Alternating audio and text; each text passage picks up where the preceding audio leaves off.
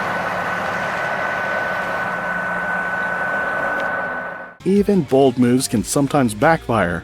Many may disagree with the inclusion of the 1956 Studebaker Golden Hawk on this list. After all, it had the looks of a true classic and packed serious power under the hood. But hear us out.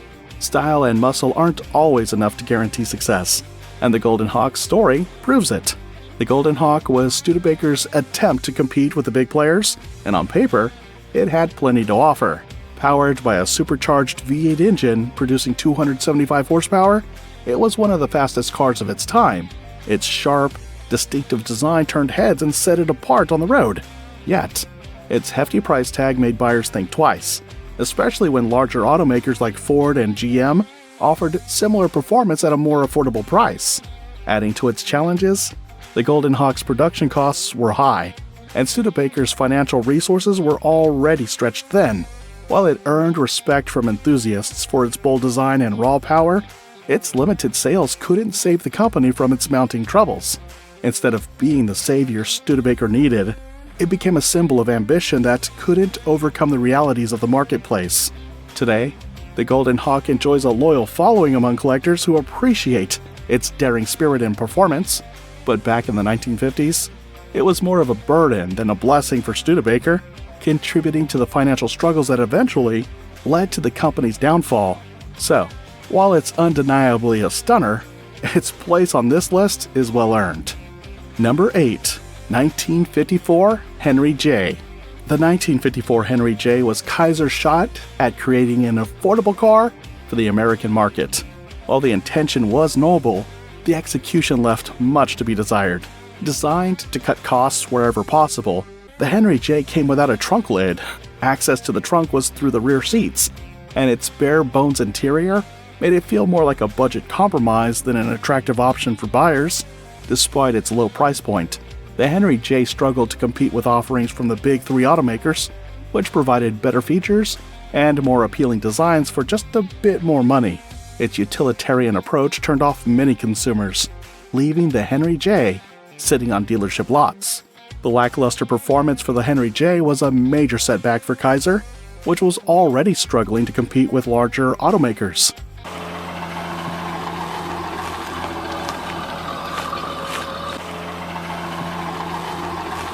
By 1955, Chrysler abandoned the U.S. passenger car market altogether, shifting its focus to Jeep production. While the Henry J has a quirky charm that appeals to some collectors today, it remains a symbol of how cutting corners to save costs can sometimes backfire. Its spot on this list is well earned. Number 9. 1953 Willys Aero. The 1953 Willys Aero is a fitting conclusion to this segment of our list, as it captures the struggles of small automakers in the shadow of the industry giants during the 1950s. Unlike the 1954 Henry J, which failed due to its overly stripped-down approach, the Aero was well built, thoughtfully designed, and aimed to compete in the growing compact car market. It had all the makings of a competitive contender, with a streamlined, modern design and a decent performance. However, it fell short of carving out its place in a market dominated by the big three automakers, leaving it as yet another cautionary tale of ambition outpacing resources. The concept behind the Willys Aero was a bold one for its time. Willys, known primarily for its rugged Jeep models, sought to expand into the passenger car market by offering a smaller, fuel-efficient vehicle that could appeal to everyday drivers. It was a car that prioritized practicality and fuel economy at a time when gas prices and operating costs were growing concerns for many Americans. With its sleek design and multiple engine options, including efficient inline-six engines, the Aero aimed to provide a mix of style and substance in an affordable package.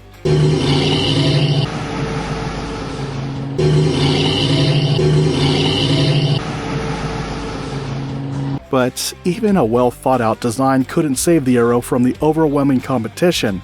The big three had the advantages of brand loyalty, vast dealer networks, and economies of scale that allowed them to offer cars with better features at a lower cost. Willys, with its limited resources and smaller production capabilities, couldn't match their pricing or marketing power. As a result, the Aero struggled to stand out, despite being a solid car for its time. The Aero's failure had serious consequences for Willys, pushing the company into financial instability. By 1953, Willys had been acquired by Chrysler, marking the end of its aspirations to become a major player in the passenger car market. While the Aero is appreciated today by collectors for its unique place in automotive history, it remains a reminder of how even well-built cars can falter when the odds are stacked against them. Placing the Willys Aero last in this section reflects its broader significance. It was one of the last serious attempts by a small automaker to challenge the dominance of the Big Three in the early 1950s. It highlights a time when the American auto industry was undergoing rapid consolidation, leaving little room for smaller players to survive. What comes next on this list shifts focus in an entirely new direction, but the Willys Aero stands as an important piece of 1950s automotive history, showing how even a good car can get lost in the shuffle when competing against larger, better-funded rivals. Number 10. 1958 Studebaker Scotsman. The 1958 Studebaker Scotsman was created with one goal in mind: affordability. Stripped of unnecessary features, it was as basic as cars could get, aimed at budget-conscious buyers. While this minimalist approach helped keep the price low, it also made the Scotsman feel cheap and unrefined compared to its competitors. The Scotsman managed to sell reasonably well thanks to its no-frills appeal, but the slim profit margins didn't do much to improve Studebaker's struggling finances. By the late 1950s, the company was already in trouble, and while the Scotsman provided a temporary sales boost, it wasn't enough to reverse its downward trajectory. Though the Scotsman occasionally garners attention among collectors who appreciate its utilitarian charm, it remains a reminder of how cutting costs can sometimes come at the expense of long-term success. Studebaker's financial woes persisted, and the company ceased car production in 1966, marking the end of an era. Number 11. 1955 Packard Clipper. The 1955 Packard Clipper was envisioned as the car that would rejuvenate Packard's fortunes, but it fell short of expectations. Designed to appeal to a broader audience, the Clipper lacked the refined luxury and exclusivity that had once defined the Packard name. Instead of standing out, it struggled to compete with rival brands that offered more innovation and prestige, leaving it in an awkward position within the market. Packard had hoped the Clipper would bridge the gap between its higher-end models and more affordable offerings, providing a balance of style and accessibility, but its lukewarm reception in the market proved otherwise. Buyers looking for luxury turned to Cadillac, while those seeking value opted for more competitive models from Ford or Chevrolet. The Clipper's inability to generate the sales and reputation Packard desperately needed at that time was a significant setback. This misstep, combined with other financial and production challenges, hastened Packard's decline and tarnished its reputation as an innovator in the automotive world. While some Clippers are appreciated by collectors today for their distinctive design and as relics of Packard's history, the model is largely remembered as a missed opportunity that contributed to the brand's eventual demise. Number 12. 1958 Edsel Bermuda. Rounding out our list is the 1958 Edsel Bermuda, a car that stands out as a lasting reminder of one of the most infamous failures in automotive history. The Bermuda wasn't just a station wagon, it was supposed to be a stylish, practical family vehicle that embodied the bold ambitions of the Edsel brand. Instead, it became the ultimate example of what went wrong with Ford's ill-fated venture, making it a fitting choice to close out this list. The Edsel brand was conceived by Ford as a revolutionary new division, aimed at filling the gap between Ford's budget models and Mercury's mid-tier lineup. It was launched with grand ambitions, backed by extensive market research and a massive advertising campaign. The idea was to create a car that blended cutting-edge design with advanced features to appeal to the up-and-coming middle class of post-war America. Unfortunately, these ambitions turned into a perfect storm of poor execution, bad timing, and marketing miscalculations. The Bermuda, as part of the Edsel lineup, was intended to offer a station wagon that combined premium touches with family-friendly practicality. It was loaded with features like simulated wood paneling, push-button transmission controls, and futuristic styling cues. However, it suffered from design elements that didn't sit well with buyers, particularly the polarizing horse collar grille, which became a defining but much maligned feature of Edsel cars. Instead of signaling modernity, the Bermuda's styling felt awkward and overly complex, alienating its target audience. Adding to its woes, the Bermuda carried a price tag higher than many competitors, making it difficult to justify for families who were tightening their belts during the economic recession of the late 1950s. Ford's market research also proved disastrously wrong, as the Edsel lineup, including the Bermuda, failed to resonate with the very demographic it was intended to attract. Sales were disastrous across the board, and the Bermuda was no exception.